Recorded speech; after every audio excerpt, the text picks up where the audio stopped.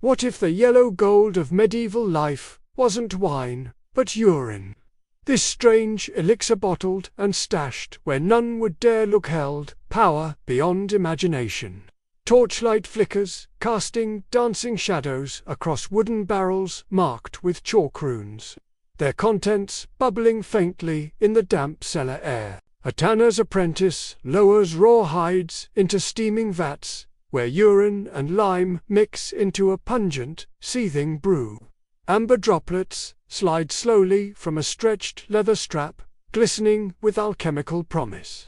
The acrid sting of ammonia cuts sharply through the stale air, mingling with the sour tang of fermented puddles pooling beneath a sagging thatched roof. A sharp hiss rises as fresh urine splashes onto hot ash in the dyer's hearth, steam curling upward like whispered secrets.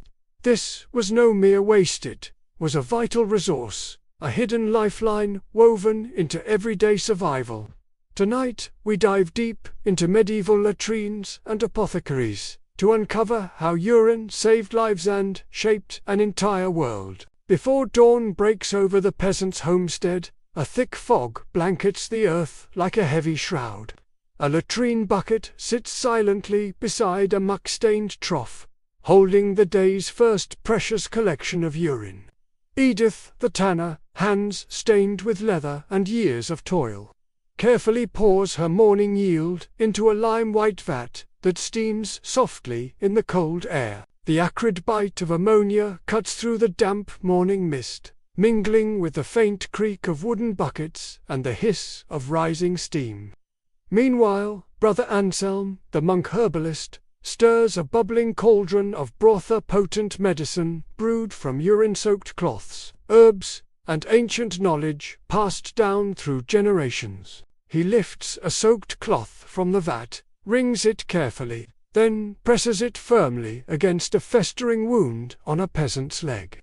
The sharp sting of ammonia against open flesh draws a grimace, but Anselm's resolve does not waver. Outside, Marta, the midwife, works diligently, binding a mother's abdomen tightly with a urine-moistened bandage to staunch dangerous postpartum bleeding, her face etched with fierce concentration. The faint rustle of linen and the heavy silence of desperate hope fill the air. From Edith's vat, a single amber droplet falls, tracing a path into Anselm's dark, simmering broth. This solitary drop ripples through the healing liquid, binding the disparate cures of the village in one shared elemental fluid of survival. Whispered in the cold air, the vow echoes softly. No hide left uncured, no wound left to rot. The scene fades to black, the promise lingering in the stillness. Today's tanneries hum with polished stainless steel drums, where hides spin in fragrant baths filled with chromium salts and chemicals, designed to mask the centuries-old odors of leatherworking.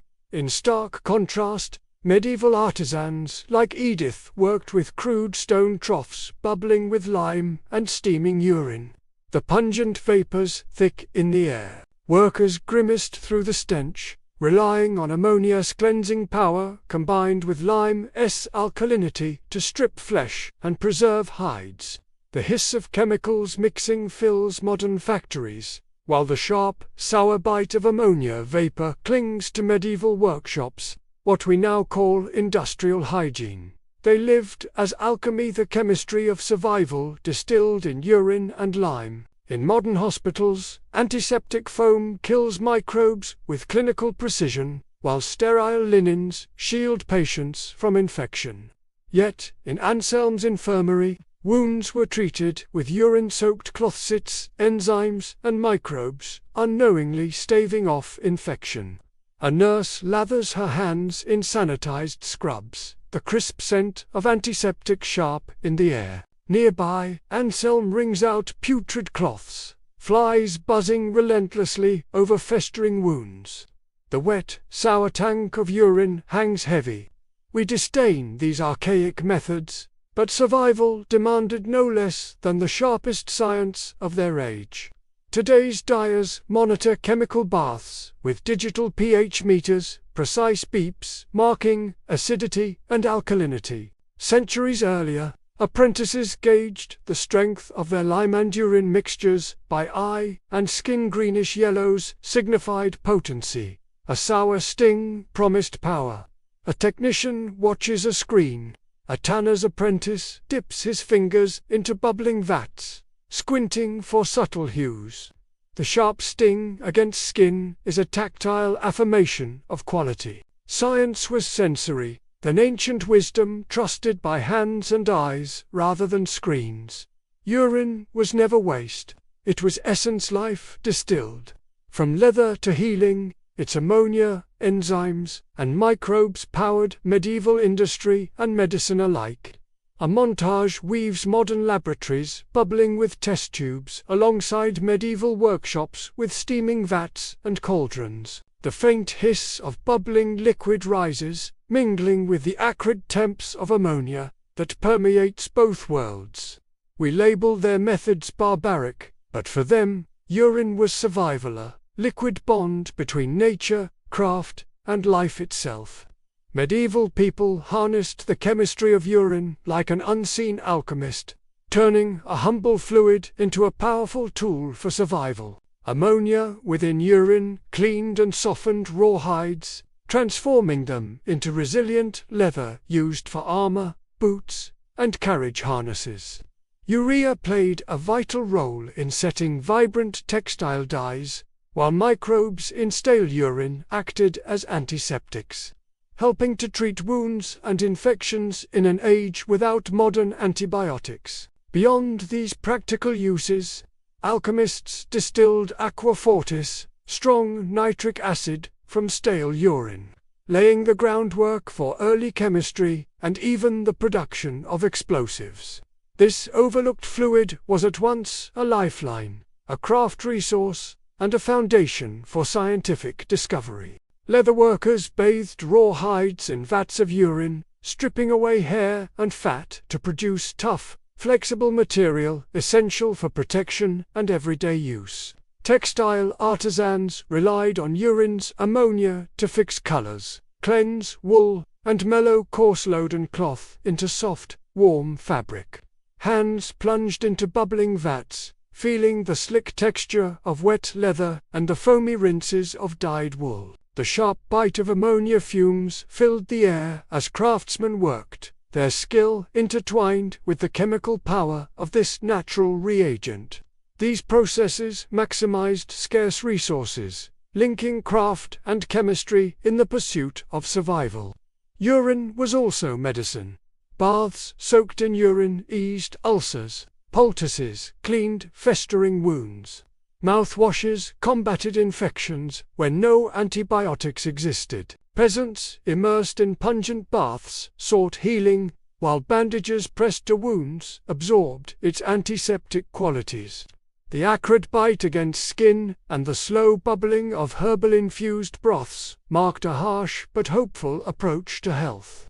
Medieval medicine embraced whatever nature offered, however unsavory it seemed. Alchemists took this knowledge further, distilling aqua fortis from stale urine through glass retorts bubbling over flames.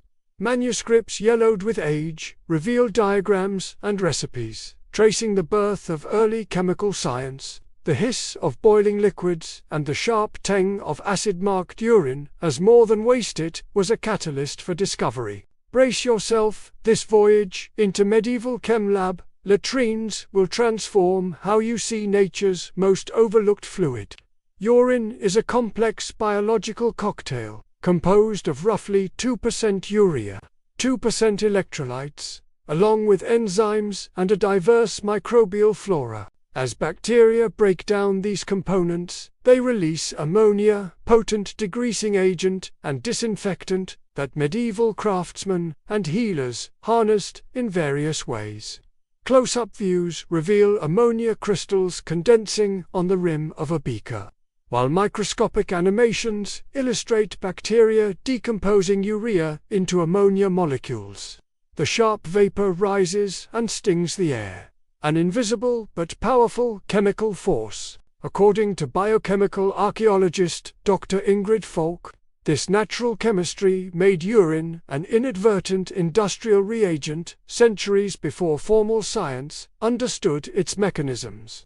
Edith's tanning technique involved layering raw hides with ash, lime, and urine-soaked skins, stacked in alternating strata for 6 to 8 weeks. Throughout this time, the pH levels shifted visibly from a stray yellow to a green-blue hue, signaling that the leather was ready for use. Archaeologists have excavated tanning pits lined with lime and charred oak bark, offering physical proof of these methods. The hiss of ash meeting moisture mixes with the pungent aroma of ammonia rising from steaming vats. Materials scientist Professor Marcus Reed explains that while urine tanned, leather lacked chromium's durability, it was perfectly functional, flexible, water-resistant, and easily repaired, serving medieval needs well. Urine played a critical role in textile fulling and dye fixing. Fulling shrinks and softens wool, and urine's ammonia made it an effective, natural fuller and mordant. This process helped fix plant-based dyes like woad and madder onto wool fibers, producing vibrant colors essential for church vestments and heraldic cloth. Scenes show wool soaked in urine baths, then rinsed and dried in the sun. The earthy scent of wet wool mingles with the sharp sting felt on the fingertips. Dr. Falk notes medieval artisans mastered this chemistry intuitively, merging craft with natural science to produce durable and beautiful textiles. Medicinally, urine was a surprisingly versatile remedy. Baths soaked in urine soothed scaly skin conditions. Poultices made from urine and honey cleaned infected wounds by leveraging ammonia's antiseptic properties. Oral rinses combining distilled urine with wine helped ease toothaches. Visuals show a patient soaking legs in a wooden tub, a healer applying a foul-smelling poultice, and an apparatus distilling urine. The acrid burn of antiseptic vapors mingles with the sticky sweetness of honey. Conservation scientist Dr. Falk observes that despite its unpleasant nature, urine-based remedies often worked effectively long before germ theory or modern antibiotics. Early alchemists used stale urine to distill aqua fortis, or strong nitric acid, a crucial chemical in the development of explosives and fireworks. Troughs lined with urine evaporate under the sun, leaving behind crystalline deposits of saltpeter. The dry or powdery texture of these crystals contrasts with the faint, sulphurous smell of gunpowder. Professor Marcus Reed highlights how urine transcended its role as waste, becoming a vital industrial reagent that bridged folk practices and emerging chemical science. Bacteria within urine played invisible but vital roles. They broke down complex compounds, releasing ammonia and potentially outcompeting harmful microbes on wounds and hides. Animations zoom into urine droplets, revealing thriving microbial colonies fizzing with life. The subtle fizz and faint organic aroma hint at this unseen ecosystem. Dr. Falk explains that medieval practitioners harnessed this microbial magic through careful observation and trial, tapping an ancient natural tool. Medieval artisans monitored urine's potency by color and sting, using sensory cues as an early form of quality control. Yellow hues turning green or blue indicated essential pH shifts for tanning and dyeing processes. Workers dipped fingers into vats, eyes trained to spot subtle changes, while animated sequences illustrate pH fluctuations. The sharp sting on skin and vibrant color changes guided craftsmen toward consistent results.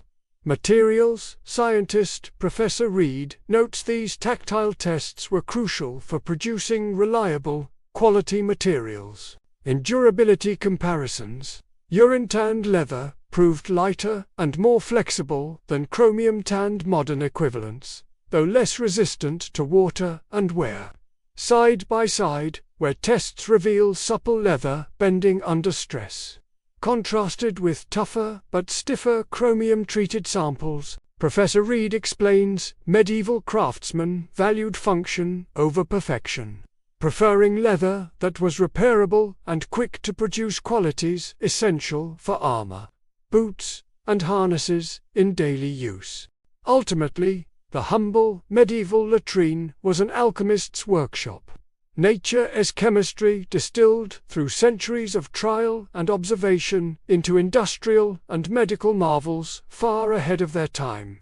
Molecular animations depict urea breaking down into ammonia, overlaid with images of medieval manuscripts and laboratory glassware. The hiss of boiling liquids mingles with the sharp tang of ammonia vapor, a sensory bridge from past to present.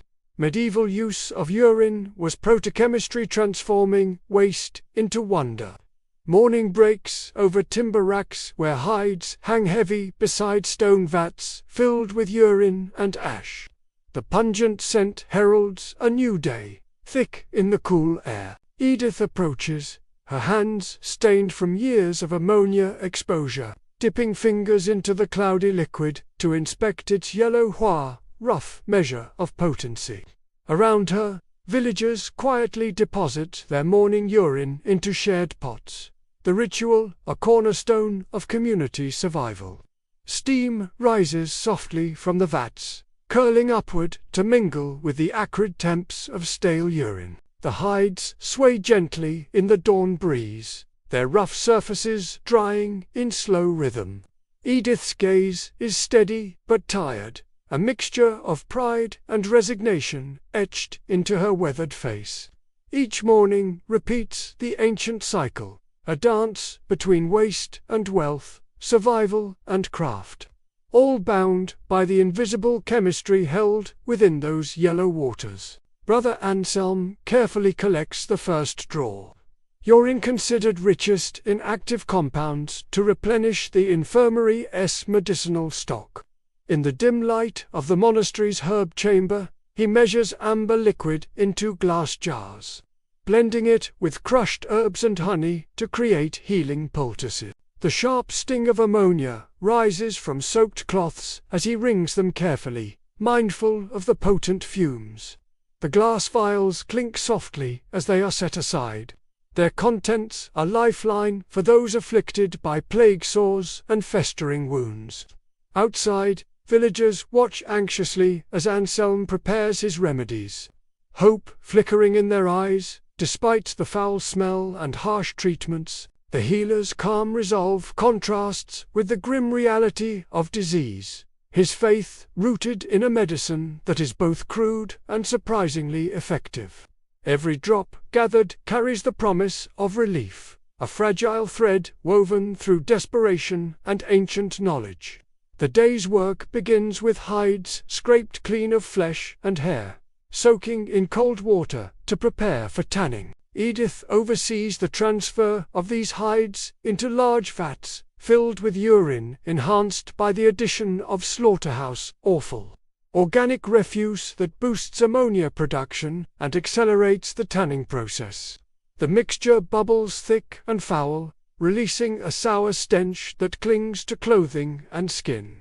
Workers haul heavy hides through the slippery muck, their muscles straining against the weight and smell. The hiss of steam rises as the vats warm, mixing with the pungent odors of decomposing flesh and urine. Though unpleasant, this combination creates a chemical environment that strips fat and softens the hide's fibers, transforming raw skin into supple leather. Experts note that urine alone wasn't enough. It was this blend of organic matter and chemical reaction that gave medieval leather its durability and flexibility, making it vital for armor, boots, and harnesses.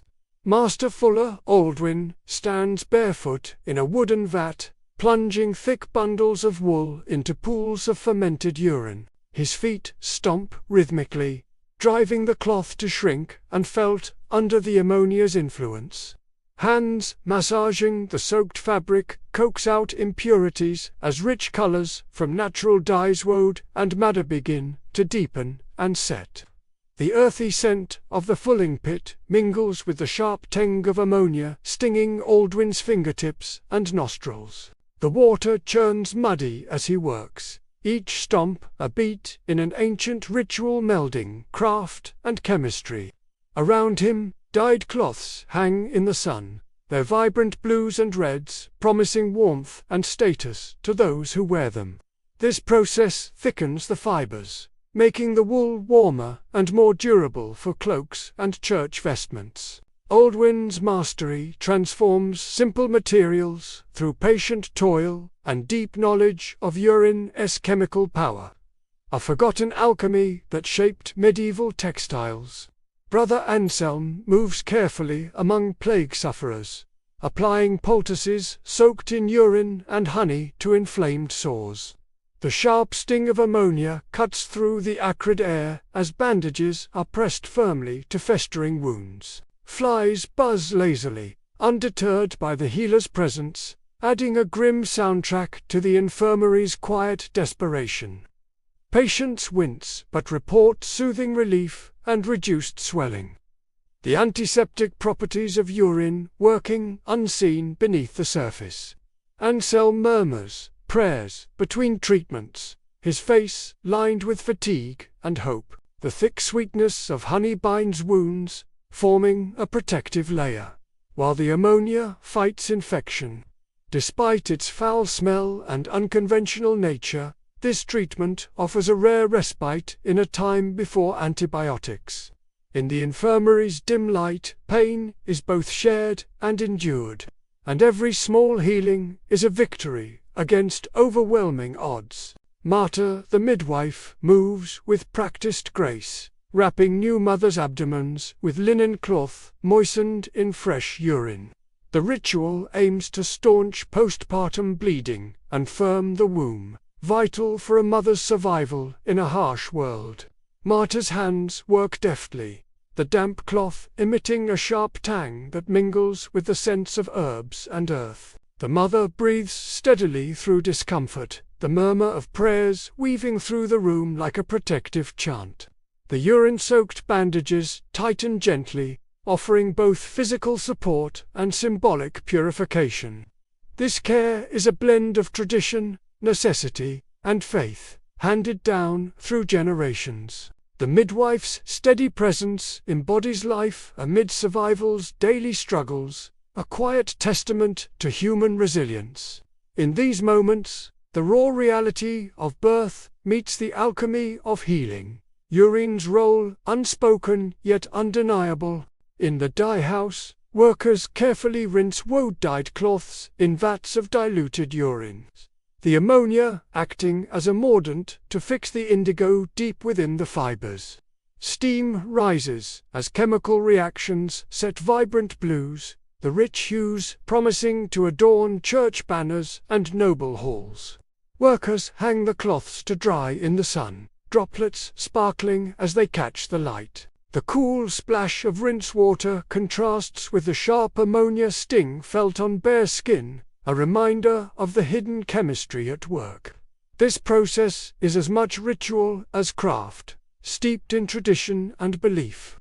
The colors born from these baths carry spiritual and social significance, signaling status and devotion. Each vibrant banner becomes a living testament to urine's transformative power, merging art, faith, and survival in a vivid dance of color.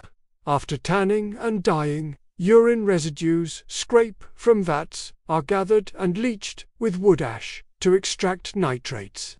This process crystallizes saltpeter, a vital ingredient in early pyrotechnics and protogunpowder. Workers carefully collect the dry, powdery crystals, which glint in the sunlight like chemical gold. The faint sulphurous temps of gunpowder lingers in the air, an ominous scent blending with the earthy aromas of the workshop. The clink of wooden spoons harvesting saltpeter echoes softly, underscoring the delicate balance between creation and destruction. This alchemical practice marks a crucial intersection of craft and emerging science, transforming humble waste into material of immense power. Saltpeter's extraction from urine reveals medieval ingenuity in harnessing natural resources for both survival and spectacle. A chemical legacy that would shape warfare and celebration for centuries. As twilight descends, the community gathers around steaming vats of urine and lime for a solemn blessing. Elders raise a barrel filled with a diluted mixture of urine and wine, offering it to Saint Hildegard with chants invoking chemical wisdom. The group's voices rise softly, prayers weaving through the thick haze of smoke and ammonia. The sweet burn of wine mingles with the pungent odor, a sensory blend both unsettling and sacred. The elders' hands hover reverently over the vats, seeking divine favor for the alchemy that sustains leather, cloth, and flesh. This ritual binds the community in faith and survival, imbuing even the foulest substance with hope and strength. As chants echo into the night, the connection between nature, craft, and belief becomes palpable, a living testament to humanity's resilience in the face of adversity. Each day, the hiss of ammonia rises like a chorus from vats steeping with urine and ash. Workers move steadily through the pungent air, hands slick with moisture, faces set in determined focus. The sharp sting burns eyes and lungs, yet labor continues uninterrupted, rhythmic splashes and scraping sounds marking the alchemical dance. This chorus becomes a ritual of survival, weaving waste and craft into life-saving transformations. Workers exchange few words. Their movements are practiced and sure, honed by years of repetition. The ammonia's hiss is both warning and comfort, a reminder of the power contained within these ancient vats. Amid the sharp chemical scent, resilience hardens into routine, forging a community bound by shared labor and unspoken understanding. In this harsh environment, craft becomes survival, and survival becomes art. Edith lifts a freshly cured hide to the sunlight, the supple grain glowing with a warm sheen. Her hands smooth the leather's surface, fingers tracing every contour, a tactile connection to years of labor and chemistry. The faint smell of earth and ammonia clings to the hide, a signature of the transformative process. Edith's gaze holds pride mingled with quiet reverence. The hide represents more than material, it is proof of urine's alchemy made real. Around her, the yard bustles with activity, yet in this moment the world narrows to leather and light. Each cured hide is a testament to necessity turned craft, waste turned wealth. This ancient alchemy shaped the tools, clothing, and armor that defined medieval life. Edith's hands tell a story of resilience and ingenuity, where survival hinged on mastering nature's overlooked chemistry. As dusk falls, the tannery yard settles into silence. Workers retreat beneath thatched roofs, their bodies heavy from a day steeped in ammonia's embrace. Lanterns flicker softly against wooden beams, casting long shadows across vats and racks of hides. The pungent scent lingers in the cooling air, a constant companion through night's quiet. Somewhere, the distant drip of urine echoes faintly, punctuating the hush. Straw bedding rustles softly as laborers settle in for rest, minds drifting between exhaustion and relief. The harsh day's toil softens into a meditative pause, a brief reprieve before dawn's return. Dreams mingle with the smell of leather and urine, weaving memories of craft and survival into the subconscious. Night folds gently over the yard, a fragile cloak shielding those bound by ancient rhythms. Rest is a scarce luxury earned by resilience and necessity, preparing them for another cycle in the ongoing dance of life. A week's labor, powered by urine, continues, unbroken, a relentless cycle of collection, transformation, and renewal. Barrels are filled anew each morning, hands dipping once more into the vats that sustain the craft. The pungent air carries both history and hope, a living connection between generations. This cycle weaves survival into the fabric of daily life, where waste becomes resource and hardship breeds innovation.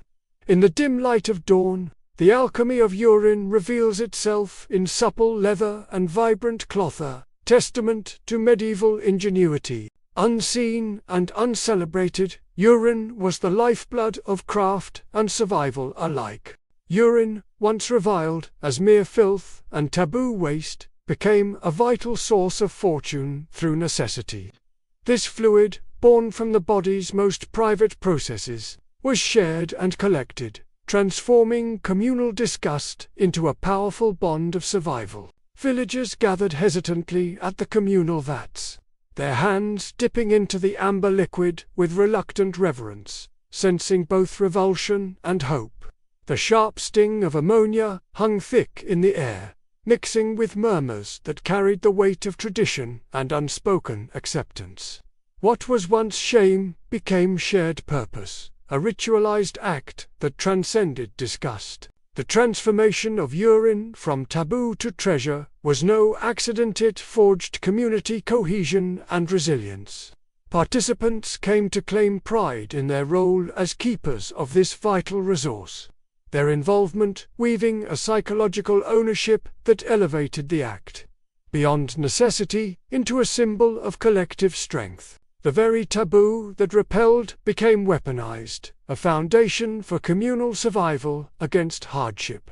In the dim light of medieval chambers, monks and healers performed solemn blessings over vats filled with urine, the very essence of life and taboo combined.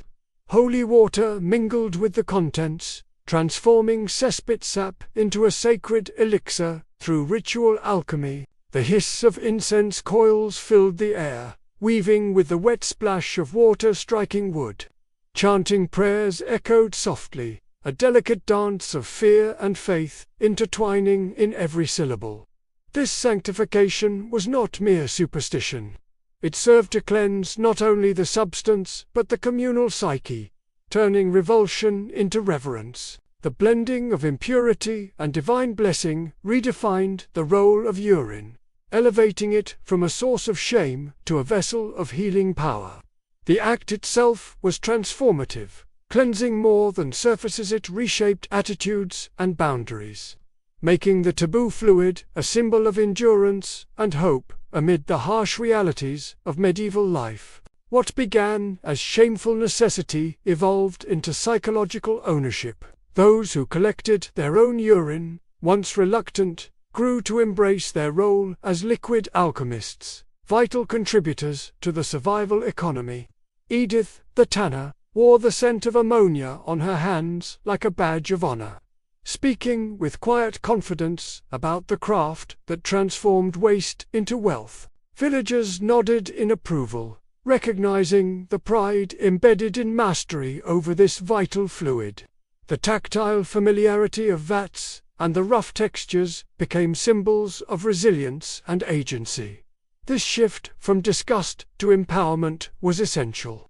It redefined identity and elevated an act once hidden into a communal ritual. Psychological ownership fostered a sense of control and contribution, turning the taboo into a point of pride and a source of shared identity. The transformation reinforced the social fabric, proving that even the most unseemly resources could become pillars of cultural strength. Scarcity was the mother of invention, pushing communities to innovate and ritualize survival strategies. Urine's potent chemistry broke through taboos, transforming waste into wealth. Every act of collection, tanning, dyeing, and healing became a ritualized survival technique, practiced with reverence and precision. Jars of collected urine lined workspaces, vats bubbled with transformative power, The scratch of runes carved into wood and vats marked sacred territory, binding chemical innovation to spiritual protection. These rituals codified practical knowledge, ensuring that the community honored the resource while maximizing its utility. Innovation flourished in the intersection of necessity and taboo breaking, where fear and practicality coexisted. The fluid that once symbolized filth became the keystone of daily life, its use codified through ceremony and craft. Rituals not only preserved physical health but reinforced communal bonds, embedding survival in the rhythms of shared belief and action. Disgust, often isolating, was weaponized into a tool of cohesion and transformation. The revulsion elicited by urine, instead of alienating individuals, became a crucible for innovation and identity. Faces wincing at pungent scents gave way to resolute determination. As hands busied themselves with vats and hides, the sharp tang of ammonia permeated the air, a constant reminder of both danger and possibility. Quiet murmurs of chant and prayer surrounded the labor, turning the act into a communal rite. Disgust was alchemized into strength, its energy redirected from avoidance to endurance.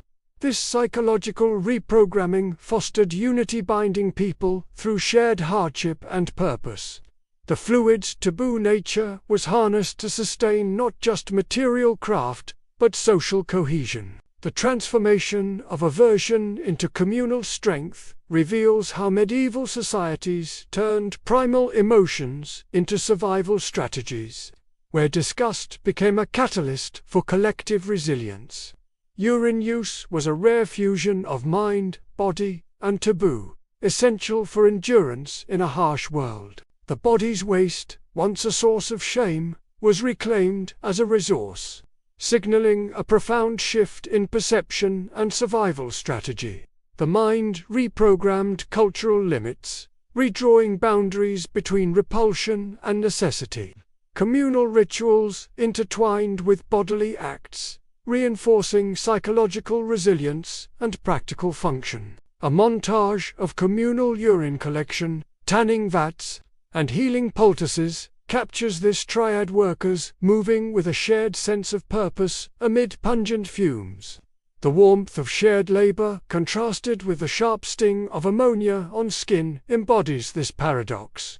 This fusion forged a holistic survival system, where the physical and symbolic converged. Dr. Halvorsen notes that this triad formed the foundation of medieval chemical survival, where taboo was not a barrier but a bridge between biology and culture. In embracing this taboo, medieval communities harnessed a powerful alchemy of endurance. Rituals surrounding urine use transcended mere utility to become social glue-binding communities. Ceremonies of collection, blessing, and application created shared experiences that fostered trust and mutual reliance. Villagers chanted softly around steaming vats, priests blessed hides and potions. Midwives prepared urine-soaked bandages, all acts steeped in faith and necessity. The rhythm of shared chants echoed through workspaces, uniting laborers in a collective heartbeat. The scent of smoke, ammonia, and earth mingled with whispered prayers, creating a sacred atmosphere. These rituals transformed fear into trust, taboo into tradition, and survival into cultural identity. The emotional alchemy embedded in these acts fortified social cohesion, turning harsh realities into shared purpose. In a world fraught with danger and scarcity, urine rituals became pillars of community endurance, imbuing each task with meaning beyond the physical. Through these survival rites, medieval people wove a resilient social fabric that transcended the hardships they faced. Urine was a crucible of medieval ingenuity, where mind, body, and taboo fused in the quest to endure. This once reviled fluid became the foundation for survival, craft, and early science.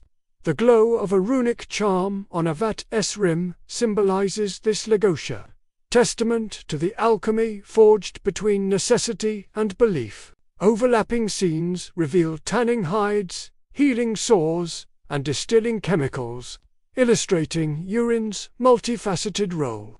The hiss of chemical reactions blends with torchlight flickering over amber liquid, evoking a world where revulsion transformed into reverence. Dr. Halvorsen reflects on urine's enduring impact. This taboo fluid shaped the foundations of chemistry and craft. Its legacy still felt in modern science. From revulsion to reverence, urine's journey mirrors humanity's ability to harness nature's most overlooked resources.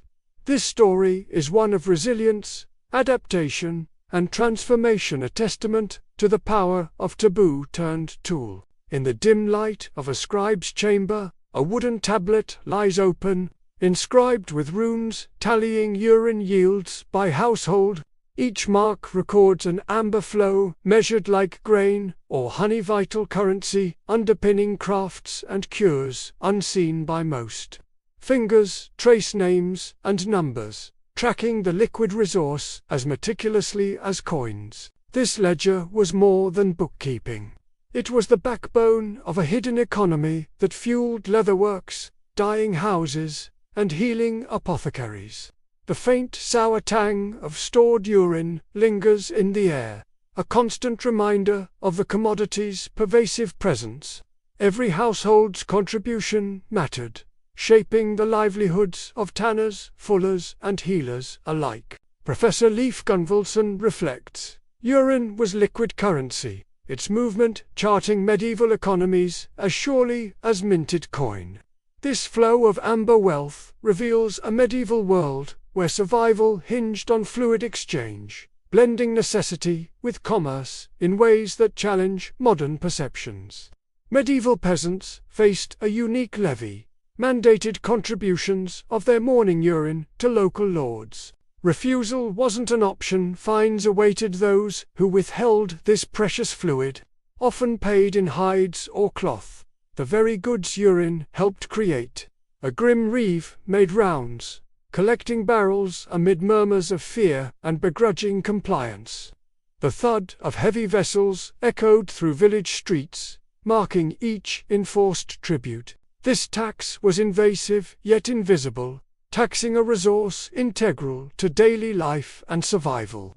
It underscored power dynamics. Lords regulated access to a substance both taboo and essential, controlling not only production but livelihoods.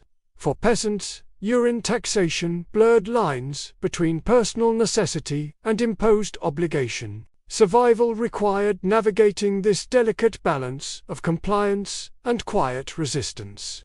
The economic weight was tangible, binding communities into a system where even waste was a taxed commodity, reinforcing hierarchies through liquid tribute. The tanner and fuller guilds held monopoly over urine distribution, transforming this taboo resource into a regulated commodity. Membership required dues paid not only in coin but in measured fluid volume, every drop accounted for in guild ledgers. Inside guild halls, jars of urine lined shelves, each container carefully labeled and guarded. Scribes recorded transactions with precise strokes, while the faint ammonia scent permeated the air. Guild masters managed quality, ensuring only urine meeting certain potency standards entered vats for tanning and dyeing. This dual role as both product and currency elevated urine beyond mere waste, embedding it deeply in the fabric of medieval industry. Expert voices confirm guilds as gatekeepers of supply and quality, wielding control over access and distribution. Guild regulations created order and hierarchy, making urine essential not just chemically but socially. Control over this fluid was control over craft and commerce, entwining ritual, resource, and regulation in medieval economic life. As demand soared during dyeing season, an illicit underworld thrived. By night, cloaked figures raided cesspits, slipping barrels of stolen urine through shadowed alleys. The black market trade was risky but lucrative, driven by scarcity and guild monopolies. The slap of barrels echoed on cobblestones, a stench of desperation masked beneath the foul aroma. Buyers at secret auctions bid fiercely for the purest batches, knowing that a single barrel could determine a dyer's success or ruin.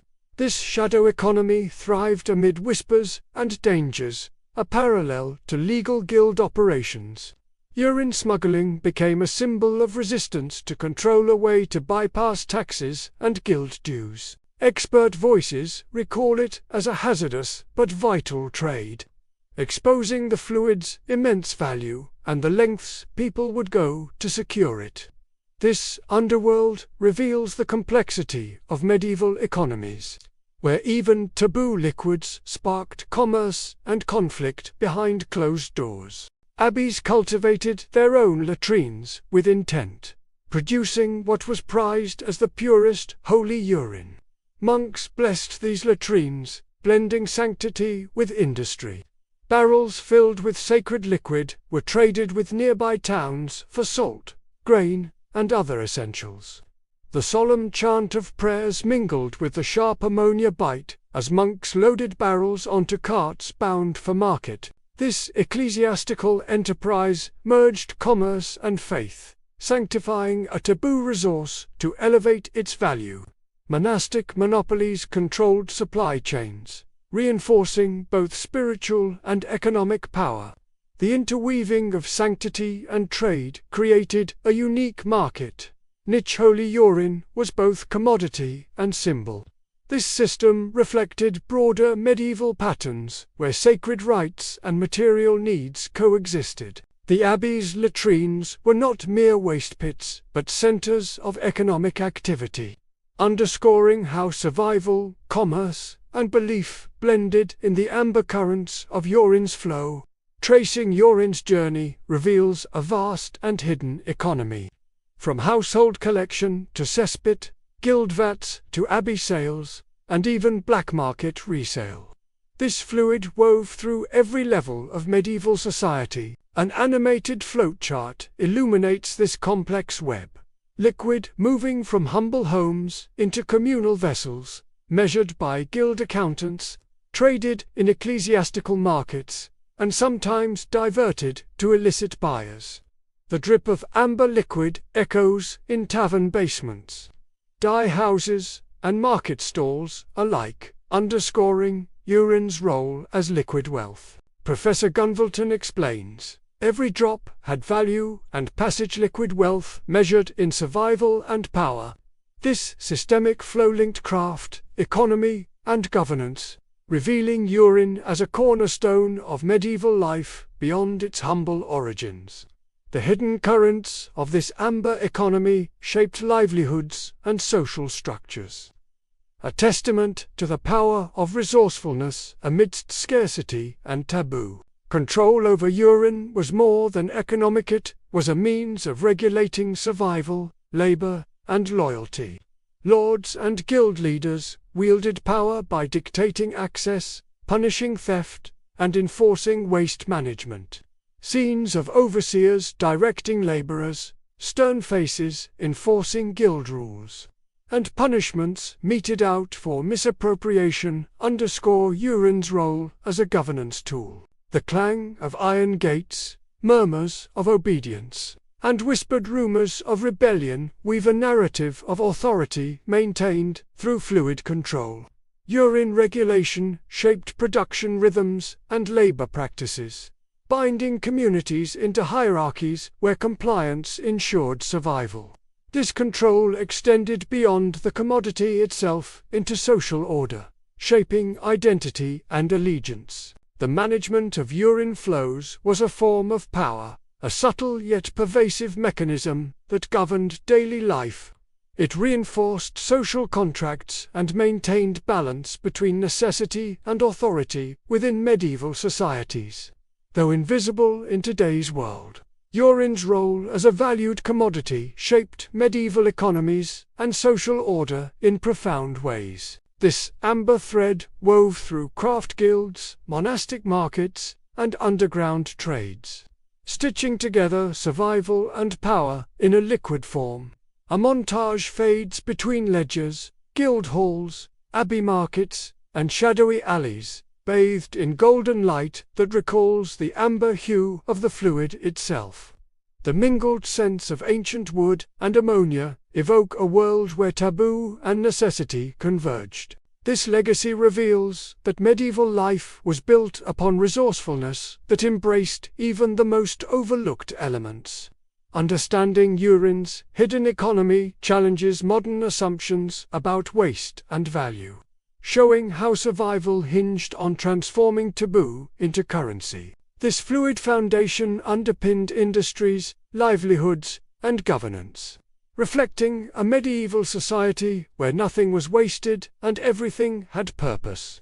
The amber economy reminds us that resourcefulness often arises from necessity, and survival is a shared exchange of trust, power, and adaptation. Modern struvite precipitation plants recover phosphorus and nitrogen from urine, closing nutrient loops that our medieval ancestors pioneered centuries ago with open vats and careful reuse. In a state-of-the-art biotech lab, urine ferments gently in stainless steel reactors, crystallizing essential minerals for reuse as fertilizer. The hiss of bubbling liquid fills the room, mingling with the faint, acrid ammonia scent, a timeless reminder of urine's chemical power. These cutting-edge systems mimic the medieval practice of collecting and repurposing urine for tanning, dyeing, and healing, but now with precision and hygiene that transforms survival into sustainability. Dr. Emma Clark explains, urine recycling is sustainable alchemy, modern science, standing on medieval shoulders. This modern, circular sanitation reflects a continuum, bridging crude open-air vats with engineered bioreactors, highlighting how human ingenuity has always sought to reclaim value from what once was discarded waste. The echoes of medieval necessity resonate today, reminding us that what was once taboo is now central to ecological responsibility. Artisanal tanneries worldwide are reviving ancient lime urine tanning techniques, embracing eco-leather production that pays homage to centuries-old chemistry. Craftspeople dip hides into vats infused with lime and aged urine, the pungent ammonia vapor stinging the air and hands alike. Under soft workshop lighting, supple finished leather gleams with a warmth and texture impossible to replicate with synthetic chemicals. This tactile connection to medieval methods reflects a growing desire for sustainable, chemical-minimal leather goods. Dr. Naveen Patel remarks, our modern technology refines what was once crude, but urine's chemistry remains a vital resource. This renaissance blends tradition with innovation, honoring natural chemical processes to produce durable, biodegradable leather. The sharp ammonia bite lingers in the air, a sensory reminder that ancient practices hold valuable lessons for contemporary craft and environmental stewardship. In this revival, urine's legacy flows anew, transforming raw hides into enduring works of art and utility. Today's healthcare relies on precise urine analysis, measuring metabolites, hormones, and indicators of disease through sophisticated instruments. In contrast, medieval healers depended on the smell, taste, and appearance of urine to diagnose ailments. Guided by centuries of observation and intuition, modern labs hum with sterile analyzers scanning samples in real time, their clean scent replacing the pungent temps of ancient remedies. A healer in a dim chamber sniffs a cup of urine, grimacing but resolute, applying knowledge passed down through generations. Dr. Clark notes, science transformed intuition into accuracy, but the diagnostic value endures. Despite advances, urine remains a vital window into health, bridging past and present. The continuum from sensory perception to molecular measurement highlights humanity's enduring reliance on this overlooked fluid. Its story is one of evolving understanding, where empirical rigor enhances, but does not replace the ancient art of urine diagnosis. From medieval apothecaries to modern clinics, urine continues to reveal hidden truths about the human body. Microbial fuel cells powered by urine represent a stunning modern alchemy, converting waste into electricity through the metabolic activity of microbes. In lab-scale reactors, urine drips steadily over electrodes, where bacteria generate a faint electrical current, captured by sensitive meters ticking upward. The steady hum of technology contrasts with the slow drip of liquid, a fluid link connecting centuries of human reliance on urine's chemical potential. Dr. Patel reflects, medieval urine was industrial reagent. Today, it's a renewable resource fueling future tech. This transformation harnesses the unseen microbial ecosystem, once part of medieval craft and medicine, now channeling it into sustainable energy production.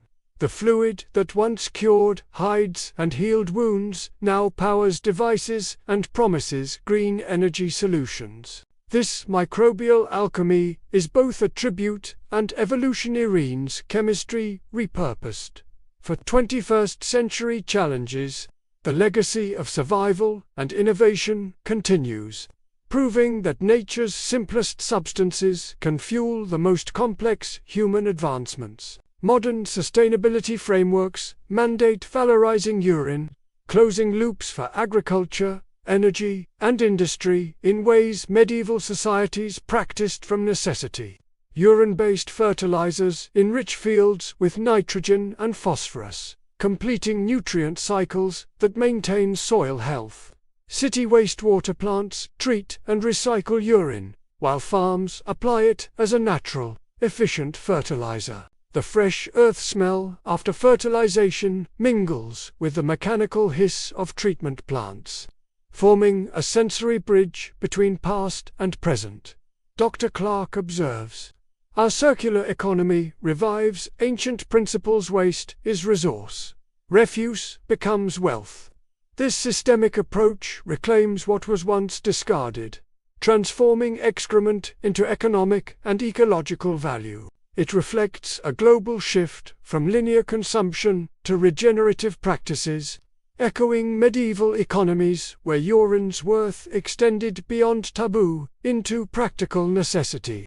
This enduring legacy reminds us that sustainability is rooted in rediscovery and adaptation, turning old survival hacks into modern solutions that support the planet's health and humanity's future. Today's urine recycling integrates ethics alongside innovation, respecting privacy, consent, and health standards that medieval practices lacked. Modern urine diversion toilets are designed for user comfort and safety, with sanitized lids clicking softly and clean scents prevailing in facilities. Scientists engage in rigorous safety protocols, ensuring the material reuse poses no harm to public health. Dr. Patel states, technology advances, but respect for human dignity reshapes the ancient art. This ethical framework transforms crude, survival-driven urine collection into a responsible, accepted component of sanitation infrastructure. Where medieval communities relied on necessity and ritual, modern systems emphasize transparency and choice. This evolution underscores how human values shape technology, fostering trust and participation. The fusion of tradition and ethics enables wider adoption of urine recycling, positioning it as both a technical and social innovation. This responsible stewardship honors the fluid's legacy while adapting it to contemporary societal norms and expectations, ensuring urine remains not just a resource, but a respected contributor to environmental sustainability. The ingenious survival hacks of medieval times laid the blueprint for today's environmental solutions. URINE's chemistry remains a hidden cornerstone of civilization. From the bubbling vats of tannery yards to the microbial reactors of modern labs, a continuous thread links past ingenuity with present innovation. A montage fades between scenes of medieval workshops and eco-farms bathed in sunlight. The hiss of bubbling bioreactors blends with the warm glow of golden fields, evoking a lineage of resilience. Dr. Clark affirms, from waste to wealth, the journey continues. URINE's legacy is one of resilience. This legacy challenges assumptions about waste, highlighting resourcefulness that turns taboo into treasure. It underscores humanity's enduring capacity to adapt and innovate in the face of scarcity and environmental challenges. The story of urine as survival hack is both historical and forward-looking, inspiring modern sustainability efforts rooted in ancient wisdom. The yellow gold of old, once scorned and scolded by disgusties, now revered as a foundational resource. A single drop falls into a vat, dissolving into ripples that mirror sunrise over thriving farmland, symbolizing renewal and growth.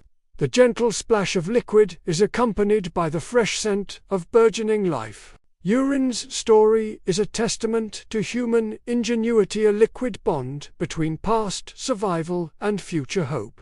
This overlooked elixir sustained communities, powered industries, and forged connections across centuries. Its journey from taboo waste to ecological treasure challenges us to reconsider the overlooked and undervalued. The legacy urges humility and innovation, reminding us that nature's simplest fluids can shape civilization's future.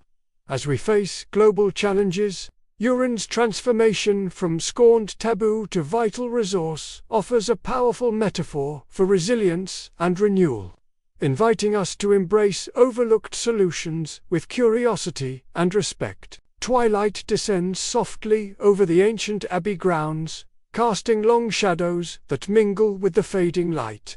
A single lantern glows steadily above the latrine, its flickering flame a quiet beacon for the hidden lifeblood that once sustained entire communities.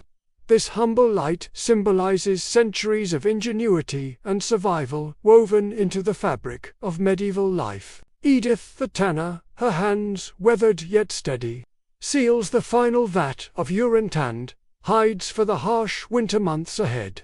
The leather, supple and resilient, gleams faintly in the dusk, a testament to the transformative alchemy of a fluid often reviled but indispensably revered. Across time and space, a modern engineer gently pours recycled urine into a greenhouse drip line, watching as tomato vines stretch eagerly toward the nurturing flow. Life persists, adapting through history's cycles, linking past practices with future promise. This journey through medieval chemistry and craft teaches a profound humility. Even the lowliest substance can become gold in the crucible of survival. Urine was more than waste, it was the pulse of leather, cloth, medicine, and magic. May we honor this legacy, carrying forward the wisdom embedded in forgotten streams as we seek sustainable paths for tomorrow. So, next time you turn the tap, remember that waste can be wealth, and ancient knowledge fuels innovation. A single drop of golden liquid falls from a latrine beam into the dark earth below, a quiet promise of growth and renewal from history's most overlooked resource.